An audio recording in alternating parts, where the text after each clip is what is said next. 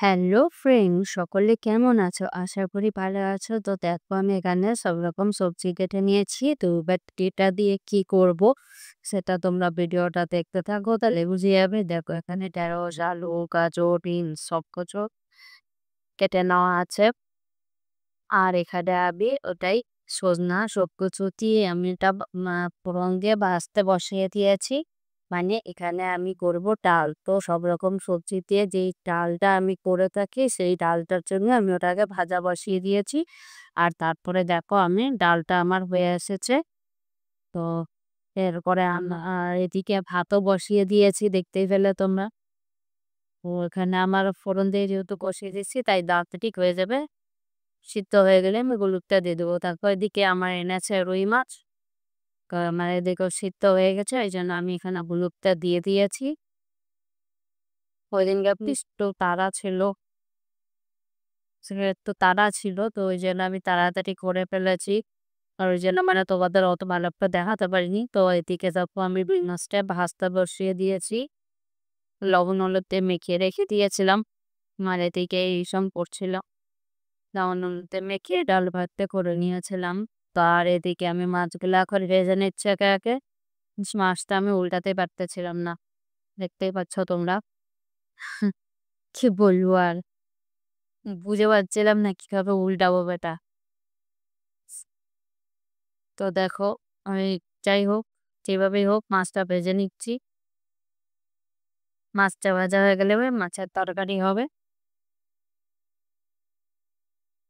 তা কিভাবে কি তরকারিটা করছি আমি যেভাবে করি সেভাবেই তোমাদের সঙ্গে শেয়ার করছি, কারণ আমি কারোটা দেখে করি না, আগেই বুঝতে পেরেছো তোমরা। আর এদিকে দেখো টমেটো, পেঁয়াজ আর ছোট ছোট করে লঙ্কা কেটে নিয়েছি। দেখো ওই ঝোলের মধ্যে দেওয়ার জন্য, মাছের ঝোলটার জন্য এদিকে আলুও কেটে নেওয়া হয়েছে। এদিকে মাছগুলো দেখো আমার সুন্দর করে ভাজা হয়ে গেছে। এবার আমি কড়াইতে তেল তো আছেই, যেহেতু মাছ হয়ে গেছিলাম, এখানে আমি একটু জিরা ফোড়ন দিয়ে দিলাম। এরপরে আমি একে একে সব সবজি যা কেটে রেখেছি সব কিছু দিয়ে নেড়ে চেড়ে নেব। সবজি বলতে তোমার ওই যে পেঁয়াজ, টমেটো, লঙ্কা টঙ্কা সবকিছু দিয়ে একটু ভালো করে ভেজে টেজে নিব। তারপরে তোমার আলুটা দিয়ে দিব। আমি তো এভাবেই করি।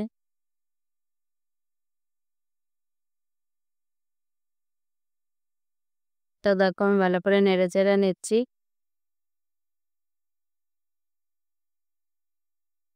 ভালো করে নেড়ে চেড়ে নিচ্ছি যাতে পেঁয়াজটা কাঁচা কাঁচা টাইপের না থাকে, এই জন্য একটু ভালো করে নেড়ে নিলে পরে স্বাদটা ভালো হয়। যেমন মাংস করি আমরা, তো পেঁয়াজটাকে লাল লাল করে ভেজে নিই, তো ওইরকমই একটু ভেজে নিই। খুব একটা বেশি ভাজি না, তবে একটু হালকা করে ভেজে নিই। তো যাই হোক এখানে পরিমাণ মতো লবণ দিয়ে দিলাম, যেহেতু এটাকে কষাবো এখন একটু মশলাটা এই সবজি দিয়ে। এখানে হলুদ দিয়ে দিলাম, জিরার গুঁড়া দিয়ে দিচ্ছি। যা যা তোমরা দিয়ে থাকো সেগুলাই আমিও দিচ্ছি। আর কিছু সেইভাবে বলার নেই, কারণ কি তোমরাও তো বাড়িতে রান্না করো। তো আমার এখানে বলার কিছু নেই সেইভাবে। তো দেখো সবগুলো মশলা দিয়ে আমি এবার ভালো করে একটু কষিয়ে নিচ্ছি। কষিয়ে নেওয়ার পরে আমি আলুটা দিয়ে দেব। আলুটা আমি একটু লবণ হলুদ হালকা দিয়ে মানে মেখে রেখেছিলাম, ভাজিনি, মেখে রেখেছিলাম। হ্যাঁ, অনেক সময় তোমাদের ভাজাটাও দেখাই, তা আজকে ভাজিনি। জাস্ট একটু লবণ হলুদে মেখে রাখা আছে।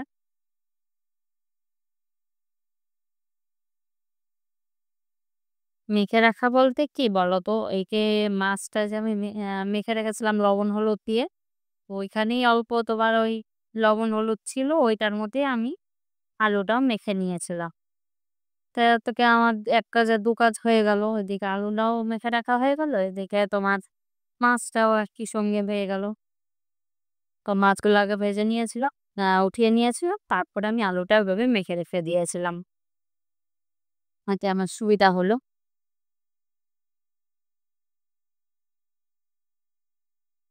তো দেখো আমি আলুটাকেও ভালো করে কষিয়ে নিচ্ছি। কষিয়ে নেওয়ার পরেই আমি জল দিয়ে দেবো। আর একটু তো সামান্য আদা দিতেই হয়। আদাটা দিই কিন্তু বেশি না।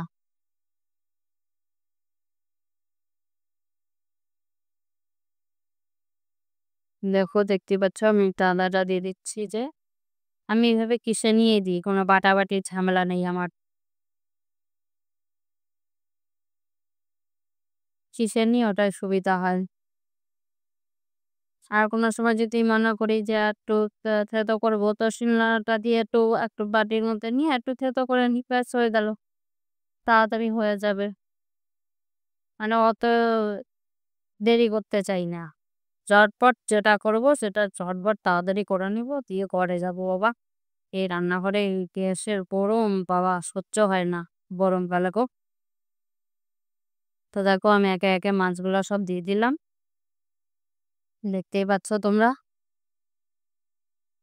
দিয়ে আমি ফুটিয়ে নিব একটু ভালো করে, যাতে মাছগুলোর মধ্যে ভালো করে ঝোলটা ভালোভাবে যাতে লেগে যায়, আর স্বাদটাও যাতে মাছের মধ্যে ভালোভাবে হয়ে যায় ওর জন্য। তো দেখো আমি সব মাছ দিয়ে দিলাম ঝোলের মধ্যে। তো বলতে গেলে মোটামুটি আমার মাছের তরকারি রেডি। এখন খালি একটু মাছগুলো আমার সিদ্ধ বলছি, মাছগুলো আমার একটু ভিজা ভিজা হয়ে যাবে ঝোলের মধ্যে যে ফুটতেছে। আর একটু সবার পরে আমি একটু দিয়ে দিলাম গরম মসলা, যেটা দিলে আর একটু স্বাদটা বেড়ে যায়। দেখো আমার হয়ে গেল রেডি একদম। দেখতেই পাচ্ছ তোমরা, রেডি হয়ে গেল। তো দেখো আমার কিন্তু সম্পূর্ণ তরকারি একদম রেডি। তো তারপরে দেখে নাও আমার কিছু বাসন জমে গেল, যেহেতু মাছ টাছ করেছি। তো এই জন্য আমি কড়াই থেকে আজার করে নিয়ে আমি সব এখন মেজে নিব, ওভেন টোভেন সব কিছু। তাহলে পরে আমার কাজটা এগিয়ে থাকে। পরের দিন আবার নিরামিষ খাওয়ার দিন থাকে, এই জন্য আমি মেজে নিই। যেদিনই আমি আমিষ করি তার সব মানে তখনই আমি মেজে, রান্না হয়ে যাওয়ার পরে। তা একটু আজকে ওটাও তোমাদের সঙ্গে শেয়ার করে দিলাম। তো দেখতে থাকো ভিডিওটা। আর কেমন লাগলো আমার রান্না অবশ্যই কমেন্ট করে জানিও বন্ধুরা।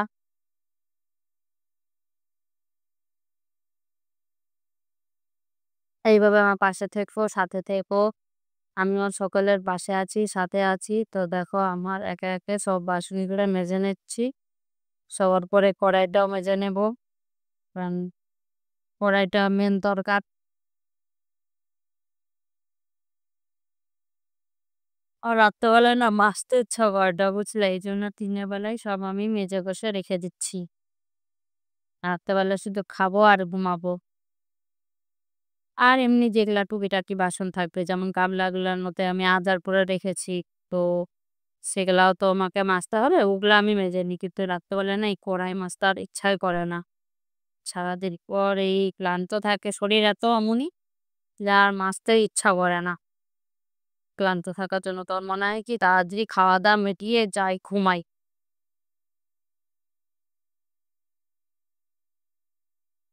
বেশি বাসন ছিল না, অল্পই ছিল। তো যাও যেটুকুনি ছিল সেটুকুনিটাও মেজেই নিলাম। তারপরে আমি খেতে বসে যাবো। ভাবলাম যে বাসনগুলো আগে মেজে নিই, তারপরেই নাই খেতে বসবো।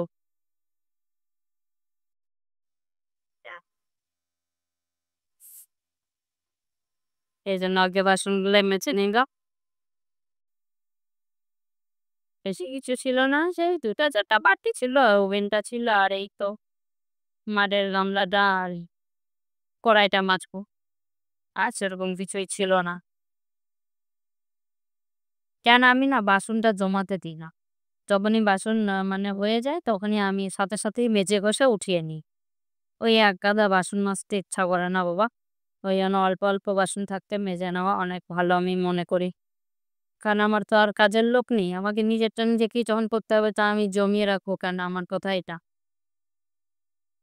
আর কি করে আমি জানি না। বাট আমি এরকমই করি। আমার বাসন জমা থাকলে আমার ভালো লাগে না। ওই জন্য আমি সাথে সাথেই সাথে মেজে নিলে এটাই সুবিধা। আর ভারী মনে হয় না।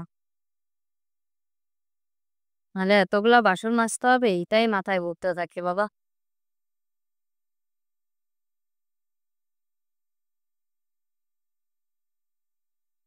দেখো আমার বাসনগুলা কিন্তু মাজা হয়েই গেছে। এখন খালি কড়াইটাই বাকি আছে। কড়াইটা মাজা হয়ে গেলে পরে আমার সম্পূর্ণ বাসন-টাসন মাজা কমপ্লিট হয়ে যাবে। আমার একটু কাজেও তোমাদের সঙ্গে শেয়ার করে দিলাম যে আমার এগুলা কাজ আমাকে নিজেকেই করতে হয়। তো এগুলা তোমাদের সঙ্গে শেয়ার করা হয় না। তো আজকে মনে হলো একটু শেয়ার করেই দিই। এগুলা শেয়ার করা হয় না। ওগুলা শেয়ার কি করব? আমি ভাবলাম যে আজকে একটু করি।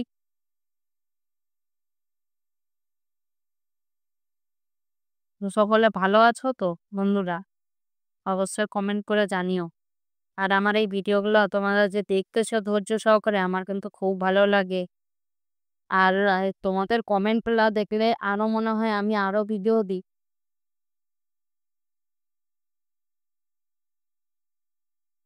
কমেন্টগুলা সুন্দর, সুন্দর করো যে, ওতেই তো ভালো লাগে।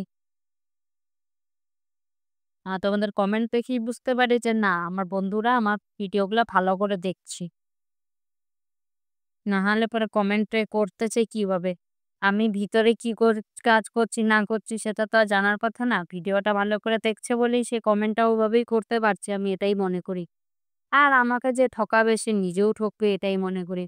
যদি কেউ ভাবে যে আমাকে সুন্দর একটা কমেন্ট করে দিলো আর ভিডিওটা দেখলোই না সেটাতে আমার কিছু হবে না কিন্তু। সেটা উপরওয়ালা ঠিক দেখছে আর ইউটিউব বালাও ঠিক দেখতেছে। তো কে আমার ভিডিওটা ভালো করে দেখছে আর কে আমার ভিডিওটা ভালো করে দেখছে না। তাই জন্য আমি সেইসব নিয়ে ভাবি না। ভিডিও দেখছো, ভালো লাগছে ব্যাস আর কিছু না।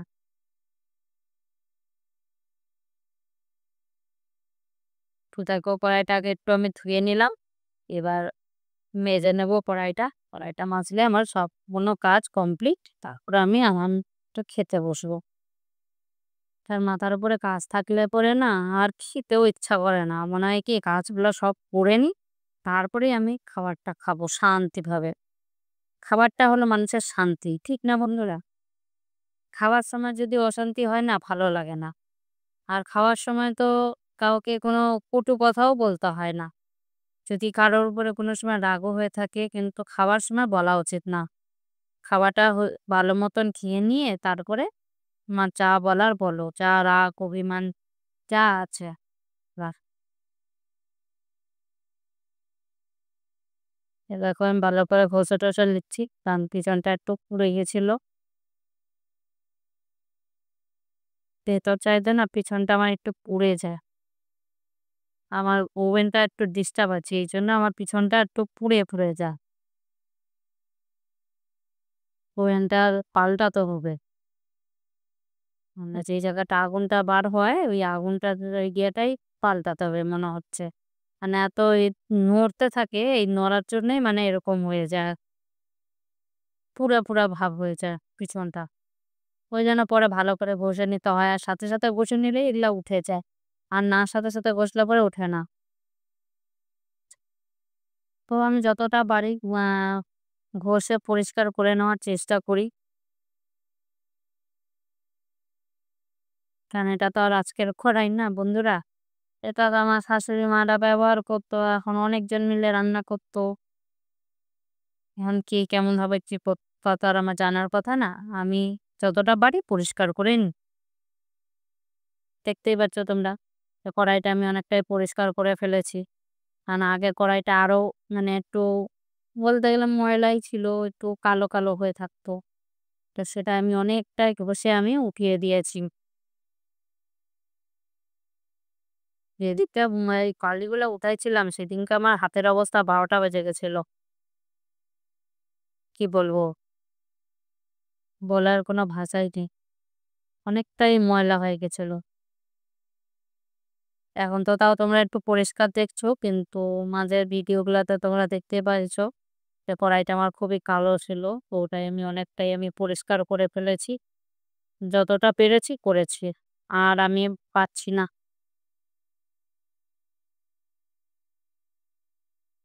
তারপরে এই ছোট বাচ্চা থাকে একে নিয়ে একে সামাল দিতে আমার এগুলা করতে মাথা খারাপ হয়ে যায়। ওই জন্য যতটা পেরেছি করেছি।